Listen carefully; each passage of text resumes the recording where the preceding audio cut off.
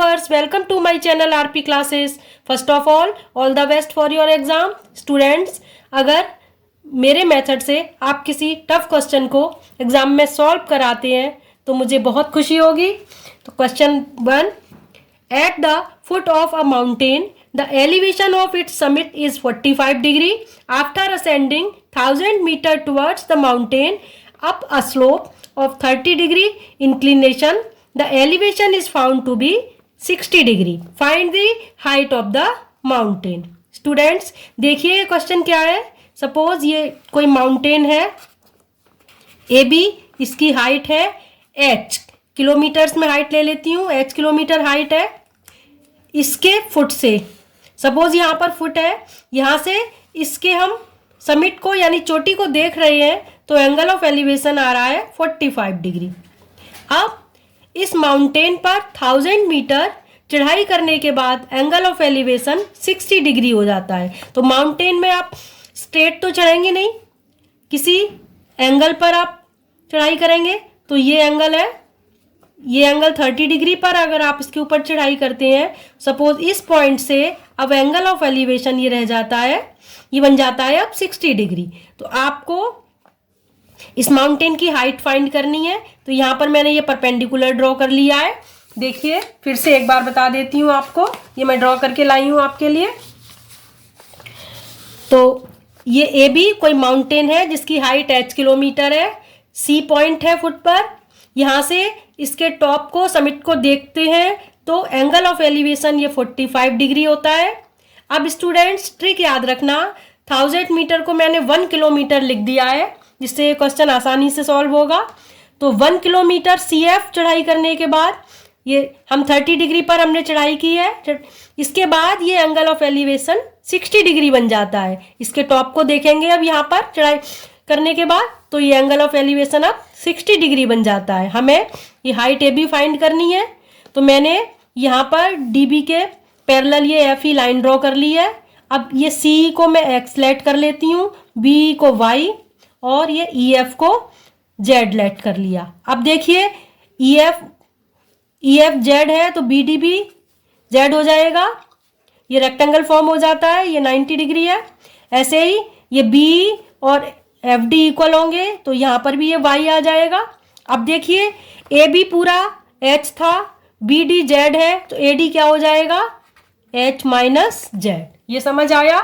सी को x, B को Y और एफ ई को जेड लिया तो ये एफ डी बी जेड हो गया, एफ डी बी वाई हो गया सॉरी, और एफ ई जेड है तो ये बी डी बी जेड हो गया. तो ए डी हो गया, ये पूरा एच है, एच माइनस जेड.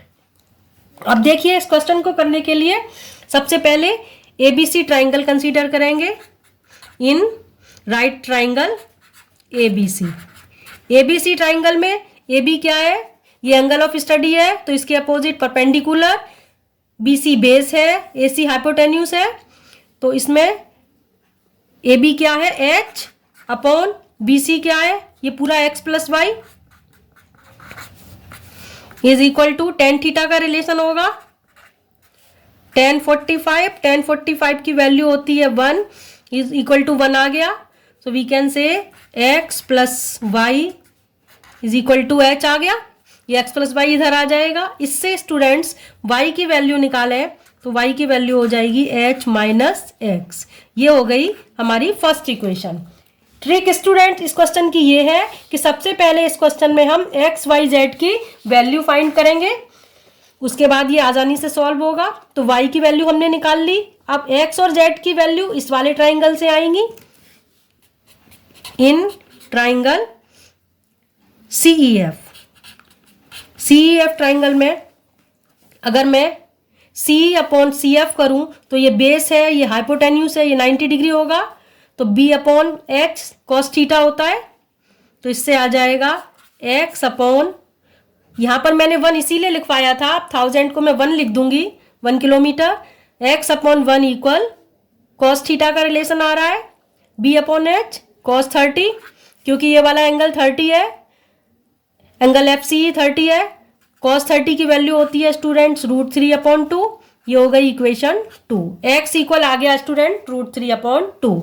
हमने y निकाला, x निकाला। अब z की वैल्यू फाइंड करूंगी। तो z क्या है? परपेंडिकुलर इस ट्राइंगल में, थीटा के opposite side, perpendicular upon hypotenuse. तो z/1 साइन थीटा, साइन 30 की वैल्यू 1/2। तो z इक्वल आ गया 1/2। ये हो गई इक्वेशन 3। अब देखिए एक्स वाई जेड तीनों निकाल लिए। अब मैं ये triangle A F D consider करूंगी। पहले ए बी सी पूरा ट्राइंगल, फिर ये वाला ट्राइंगल लेफ्ट वाला, फिर ये राइट वाला। In triangle A F D triangle में A D upon F D क्या होगा? ए डी क्या है? H minus z. बताया था मैंने, ये पूरा एच है, ये जेड है, तो ये एच माइनस जेड हो गया अपॉन वाई, यानी ये 90 डिग्री है तो ये परपेंडिकुलर हो गया F D base P upon B tan theta. Theta यहाँ पर कितना है? 60 डिग्री। टेन सिक्सटी की वैल्यू √3। तो इससे आ जाएगा students H minus Z equal Y √3। ये हो गई इक्वेशन 4। अब देखिए फ्रॉम इक्वेशन 1 2 3 4 सारी यूज करूंगी। तो एच माइनस जेड की वैल्यू कितनी है इक्वेशन 3 से? 1/2 इज इक्वल टू वाई की वैल्यू कितनी है? H minus x. ये देखिए इक्वेशन 1 एच माइनस एक्स, तो वाई की वैल्यू यहाँ पर एच माइनस एक्स √3 हो गई। ये हो गया फ्रॉम इक्वेशन 1 और जेड की वैल्यू ली थी 3 एंड 4। 1 3 और 4 इक्वेशन से मैंने ये सॉल्व किया है। अब देखिए h minus 1/2 equal H minus x की वैल्यू इक्वेशन 2 से लगाएंगे √3/2 इंटू √3। बस इतना करना है। अब समझो क्वेश्चन सॉल्व हो गया। एक्स वाई जेड की वैल्यू यहाँ पर ए एफ डी ट्राइंगल में टेन थीटा वाले में लगा दी, तो अब वैल्यू अब इक्वेशन सॉल्व हो जाएगी। अब देखिए कैसे ये हो जाएगा √3h माइनस √3 इंटू √3 3/2। ये हो गया h माइनस 1/2। अब लाइक टर्म्स को एक साथ ला के सॉल्व कर लेना है, बस क्वेश्चन सॉल्व। तो 3/2 को लेफ्ट साइड में ट्रांसपोज किया, ये माइनस 3/2 था, 3/2 हो गया माइनस 1/2 √3h। ये h राइट साइड में ट्रांसपोज करेंगे माइनस h हो जाएगा। यहाँ पर एलसीएम 2 आएगा, ये 3 माइनस 1, यहाँ पर h कॉमन आएगा, ये √3 माइनस 1। अब देखिए ये आ जाएगा 2/2 इक्वल 1 आ गया। यहाँ पर h ब्रैकेट में है √3 माइनस 1। अब h की वैल्यू फाइंड करनी है तो रैशनलाइज करें। पहले इसको डिवाइड में लाएंगे √3 माइनस 1। अब इसको रैशनलाइज करेंगे √3 प्लस 1 अपॉन √3 प्लस 1 से मल्टीप्लाई और डिवाइड करके h आ जाएगा।